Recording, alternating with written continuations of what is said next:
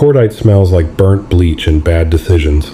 It coated the back of Sophia's throat as she watched her team, 6 seasoned operators, get pinned down in a suffocating rocky gorge. They thought she was just another assaulter. They didn't know she was about to save their miserable lives. Heat didn't just radiate off the jagged valley walls. It pressed down like a physical weight, thick with the scent of pulverized limestone and stale sweat. The ambush had started 3 minutes ago, initiated by the deafening, rhythmic thud-thud-thud of a PKM heavy machine gun that chewed through the boulder hiding Chief Deshaun Murray. Chips of rock exploded outward. One sharp fragment clipped Sophia's cheek. She didn't feel the cut, only the sudden, warm trickle of moisture racing down her jawline to pool in the scratchy collar of her combat shirt. She pressed her spine harder against the shallow depression of the dried riverbed. Her chest heaved, pulling in air that tasted of copper and exhaust. Beside her, Towns Romero was trying to pack a dressing into a neat, clean hole in his left thigh. His hands, usually steady enough to thread a needle in the dark, were trembling violently. He was muttering something under his breath, a steady stream of profanity that blended with the chaotic pop and crack of enemy AK-47 fire echoing off the canyon walls. "Suppressive fire! Give me something! God damn it!" Murray roared over the radio. His voice, typically a calm, gravelly baritone, was stretched thin by panic. They were Delta Platoon, and they were dying. Sophia wiped a mixture of sweat and grit from her eyelashes. The squad had operated together for 8 months, but she was the new attachment, Liga. The brass had integrated her quietly. A female operator slipped into a Tier 1 unit with minimal fanfare.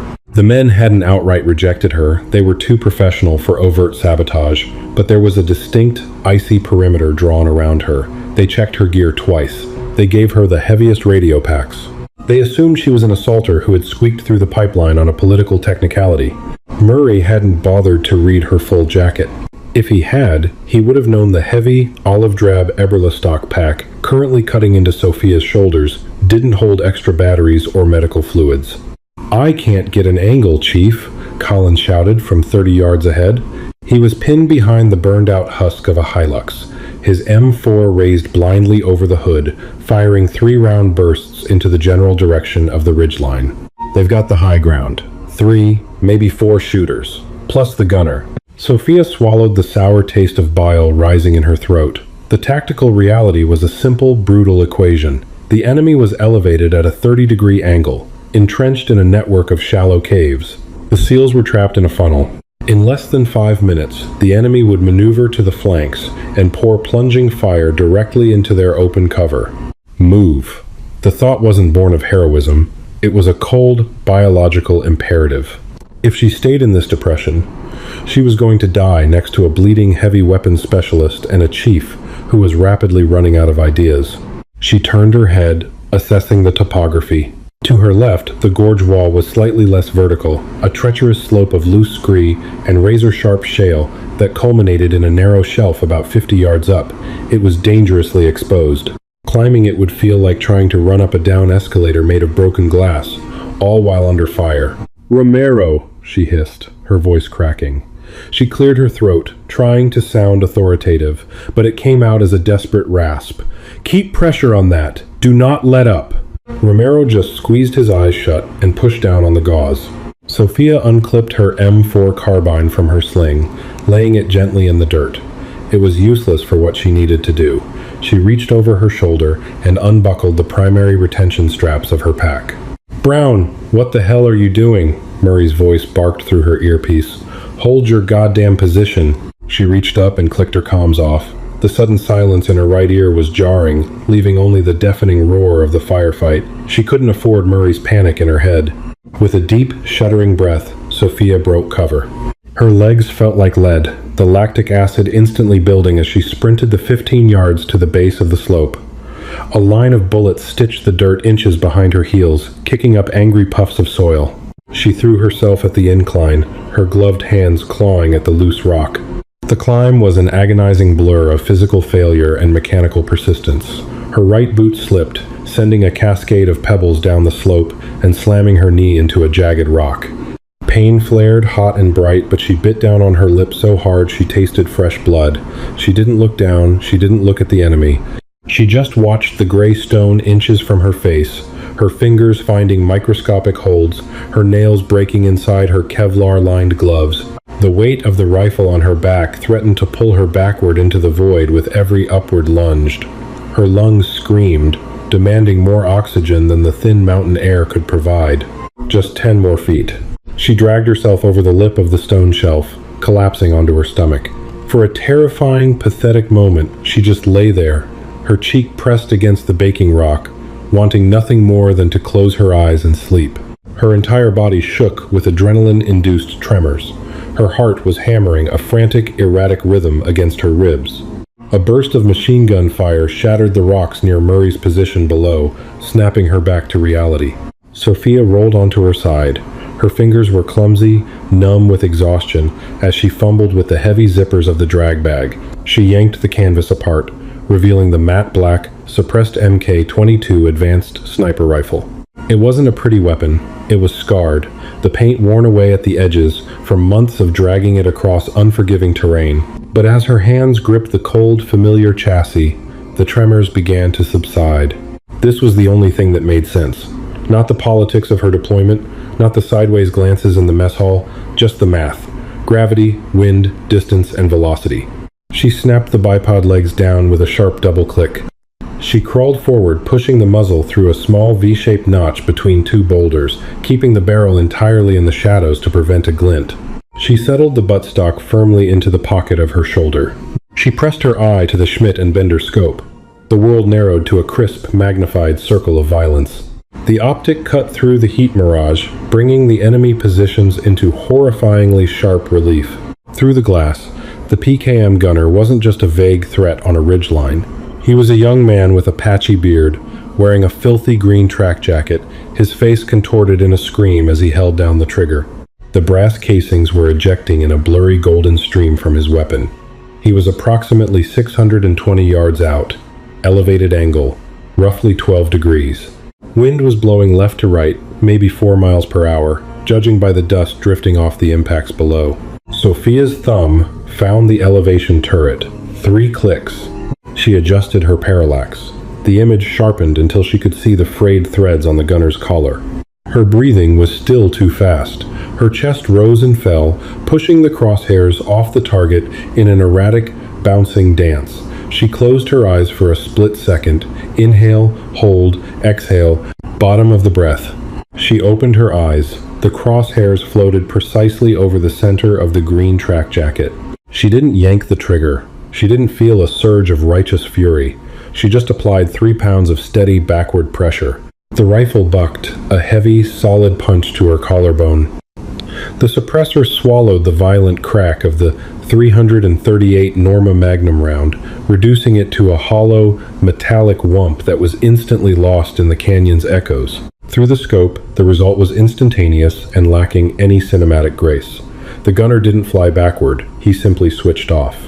His head snapped forward as the heavy projectile destroyed his central nervous system, and he collapsed over the receiver of his machine gun, a dead weight instantly silencing the devastating suppressive fire. Down in the gorge, the sudden absence of the PKM's roar was deafening. Sophia didn't pause to watch him bleed. The bolt flew back with a sharp, metallic clack, ejecting a smoking brass casing that bounced off the rock beside her head, smelling sharply of ammonia and burnt carbon. She drove the bolt forward, stripping a fresh round into the chamber. Target 1 down. Time 0. Confusion rippled through the enemy line. They hadn't heard the shot, they didn't know where it came from. The 3 other shooters in the cave network stopped firing at the pinned seals, poking their heads up, looking wildly around the canyon. Sophia tracked her optic to the right, finding a spotter who was frantically waving a radio 580 yards. She didn't adjust the turrets this time. She used the reticle, holding over just slightly for the wind. Her heart rate was stabilizing, dropping into the cold, detached rhythm she had spent years cultivating. Exhale. Whump. The spotter spun like a broken top, the radio shattering in his hand as the round punched through his ribs. He crumpled out of sight behind a limestone pillar. Target 2 down. Time 0:45. Down in the riverbed, Murray was yelling over the net. Sophia had her comms off, but she could imagine the chaos. They were probably looking for CAS, close air support that didn't exist. They hadn't realized yet that their salvation was currently lying in the dirt 50 yards above them, calculating bullet drop. A third enemy combatant, realizing the danger was coming from across the gorge, swung his AK-47 towards Sophia's general direction. He couldn't see her, she was perfectly shadowed, but he saw the dust kicked up by her muzzle blast. He started firing wild, inaccurate bursts that slapped into the rock face 20 feet below her position. Sophia felt a bead of sweat drip into her left eye. It stung terribly, blurring her vision. She forced herself to keep her eye open, blinking rapidly against the salt. Her hand cramped slightly around the pistol grip. She wasn't a machine. Her muscles ached, her knee throbbed from the climb, and she felt a desperate urge to pee. She forced the discomfort into a mental lockbox. She centered the crosshairs on the third shooter. He was moving, scrambling sideways behind a low rock wall. Moving target. Lead him by a foot. She tracked him, matching his pace with the smooth sweep of her rifle. When he paused to reload, exposing his chest for a fraction of a second, she sent the third round. The impact threw him backward into the dark mouth of the cave. Target 3 down. Time 1:20. Her hands were moving on autopilot now. Cycle the bolt. Breathe. Acquire. Suddenly, a massive chunk of rock exploded a foot from her head, showering her neck with razor-sharp splinters. A dedicated enemy sniper had found her. The high-pitched crack of an SVD Dragunov echoed across the gorge a second later. Sophia instinctively flinched, tucking her head behind her scope. Her breathing spiked again, panic clawing at the edges of her focus. He had her zeroed. If she stayed in this exact spot, the next round would go through her optic and into her brain. She couldn't retreat. She dragged the heavy rifle backward, scraping her elbows raw against the stone, and shimmied 5 feet to the right, finding a new, slightly narrower gap in the rocks. She pushed the barrel out, just as another 7.62 round smashed into her previous position. She scanned the opposing ridgeline frantically. Her eye twitched. Where was he? There. A faint puff of dust from a shadowed crevice near the top of the cave network. He was deeply recessed, almost invisible. She could only see the dark circular void of his scope and the faint outline of his shoulder. It was a nightmare shot, nearly 700 yards, upward angle, shooting into deep shadow with only a 6-inch target area exposed. Sophia's finger rested lightly on the trigger. She licked her cracked lips. She didn't feel confident. She felt terrified. If she missed, he wouldn't. She dialed the elevation turret purely by feel, her eyes never leaving the glass. 4 clicks up. She waited. She needed him to commit. Through the optic, she saw the dark circle of his scope shift slightly. He was scanning, looking for her. "Don't move," she whispered aloud, her voice sounding raspy and foreign to her own ears. She settled her crosshairs a hair above his optic. Bottom of the breath. She pulled the trigger. The recoil slammed her. She immediately fought the rifle back down to reacquire the target, fully expecting to see the muzzle flash of his return fire. Instead, the dark circle of his scope was gone. In its place, a dark spray of fluid stained the gray rock behind the crevice. The Dragunov's barrel tipped forward, sliding out of the shadows and clattering uselessly down the cliff face. Sophia let out a long, ragged breath, resting her forehead against the back of her scope. She was shivering, despite the oppressive heat. Her stomach churned violently, and she dry-heaved once, a sour burn of acid in her throat, before forcing her eye back to the glass. 4 down. Down in the riverbed, the radio silence from the enemy finally registered with the SEALs. Sophia reached up with a trembling hand and clicked her earpiece back on. "Repeat, who the hell is firing?" Murray's voice demanded, no longer panicked, but laced with profound confusion. "Collins, is that you?" "Negative, Chief," Collins panted over the net. "I haven't fired a shot in 2 minutes. The PKM is down. I think half of them are down." Sophia cleared her throat. She pressed the push-to-talk button on her chest rig. "Chief," she said, her voice flat, devoid of any triumph or bravado. "This is Brown. I have the high ground. Shift your element left. I'm covering your movement." There was a long, static-filled pause on the radio. "Brown?" Murray finally replied, his voice heavy with disbelief. "What are you shooting with?" Sophia racked the bolt, chambering her 5th round. The brass cascaded into the dirt. "Math, Chief," she whispered, her eye locking onto a 5th figure scrambling frantically from the caves. "Just move." Target 5 acquired. Time 4:15. Gravel crunched under the 5th target's boots, an auditory illusion created by her brain filling in the blanks of what her eyes saw through the Schmidt and Bender glass. He was sprinting from the lower cave entrance, desperate to reach a cluster of boulders closer to the pinned seals. Sophia tracked his movement, her reticle bouncing slightly ahead of his center of mass. She didn't consciously calculate the lead time. Her brain executed the geometry in the background, a byproduct of 10,000 hours on flat ranges in the Carolina heat. Whump. Kinetic energy met biology. The running man's legs simply stopped working. His momentum carried his upper body forward, slamming him face first into the unforgiving shale. A cloud of fine, gray dirt plumed into the air around him. He didn't twitch. Target 5 down. Time 5-2. Down in the riverbed, Murray finally recognized the window of opportunity. Over the radio, his voice was tight, stripped of its earlier panic, and replaced by the cold, mechanical cadence of a unit commander. He ordered Collins to lay a base of fire, laying down a thin curtain of 5.56 mm rounds while he grabbed the drag strap on Romero's tactical vest. They began to crawl, a grotesque, three-legged insect dragging itself across the baked earth toward a deeper overhang. Target 6 and Target 7 emerged simultaneously. They were brothers, maybe just friends, but their coordinated pop-up from a trench line 60 yards above the seals showed a terrifying level of training. They leveled their rifles down into the gorge.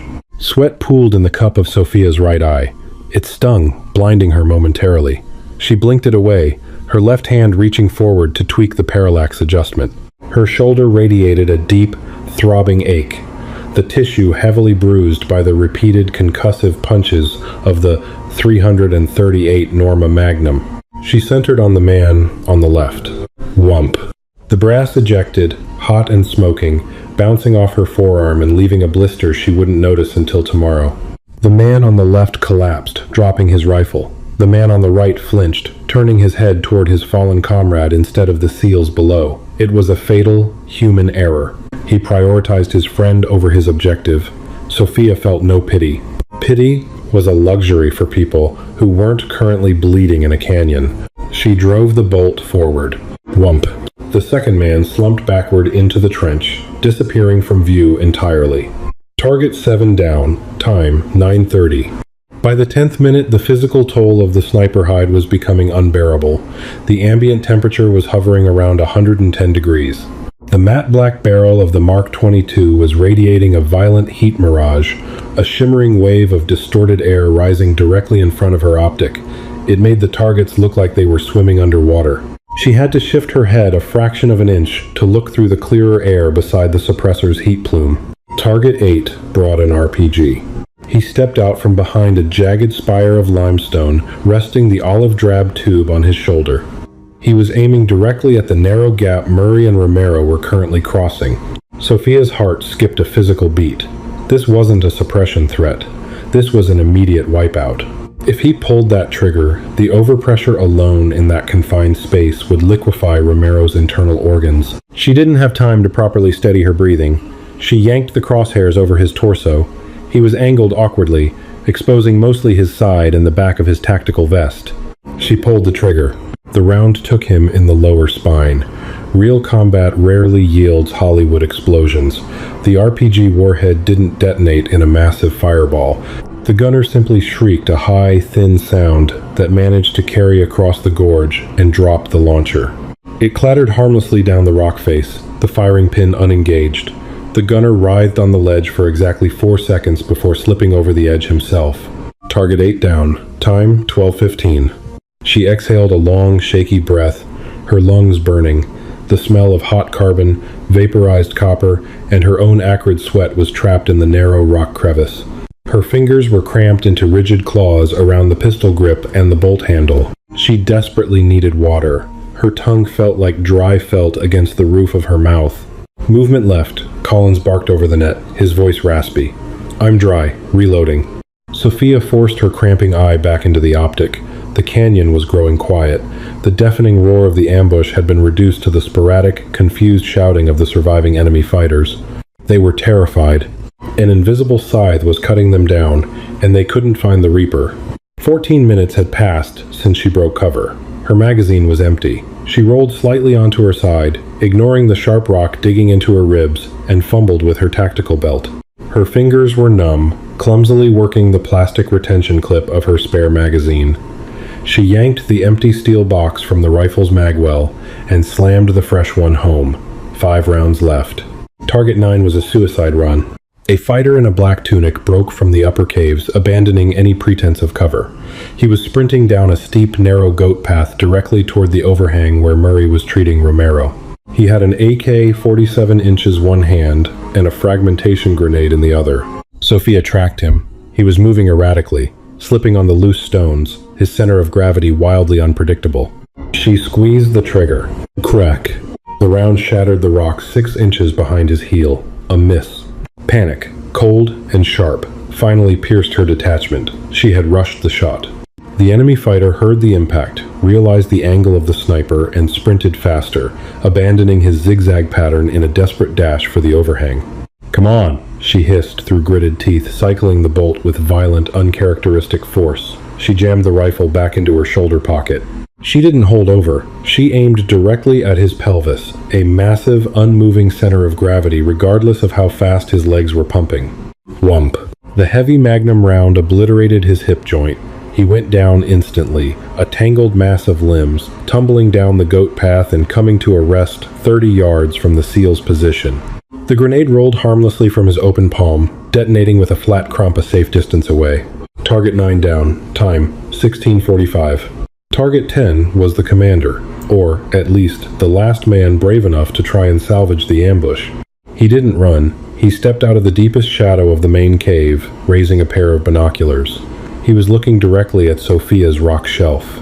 He had triangulated the sound of her misses and the puffs of dust from her muzzle brake. Time slowed down to a thick, syrupy crawl. Sophia stared into the black, reflective lenses of his binoculars. He dropped them, raising his rifle to his shoulder. He was looking right at her. She felt the sweat drip off her nose and land on the stock of her rifle. The reticle rested perfectly between his collarbones. She didn't feel triumph. She just felt exhausted, hollowed out by the sheer, mechanical repetition of taking human life. Whump. The final round caught him in the throat. He didn't fall dramatically. He just sank to his knees, his hands reaching up to grasp at the sudden, catastrophic void in his neck before collapsing forward. Target 10 down. Time 18. Silence descended on the gorge. It wasn't peaceful. It was heavy, ringing with the phantom echoes of gunfire and the harsh, ragged sound of Sophia's own breathing. She lay perfectly still for 2 full minutes, her eye glued to the scope, scanning the shadows, waiting for an 11th target. Nothing moved. Getting down was infinitely worse than getting up. Her adrenaline crashed, leaving her limbs feeling like wet sand. She packed the MAC-22 back into the drag bag with shaking hands. She slid down the scree slope on her backside, the sharp shale tearing through her combat pants and slicing shallow cuts into her calves. She didn't care. She hit the bottom of the riverbed and staggered toward the overhang. Murray stood over Romero. Romero was pale, his lips blue, but the bleeding had stopped, replaced by a massive pressure bandage. Collins was kneeling near the perimeter, his rifle scanning the empty ridgeline. Murray turned as she approached. He looked at her covered in gray dust, her knees torn open, blood mixing with sweat on her face. Then he looked at the elongated, heavy drag bag slung across her back. He hadn't read her jacket. He hadn't known. "Brown," Murray said. His voice was hoarse. The icy perimeter, the condescending glances in the mess hall, the subtle dismissals, all of it had evaporated in the span of 18 minutes. There was no movie scene salute. There was only the raw, haunted stare of a man who realized he owed his life to the woman he had completely marginalized. How many? She unclipped her helmet, letting it drop into the dirt.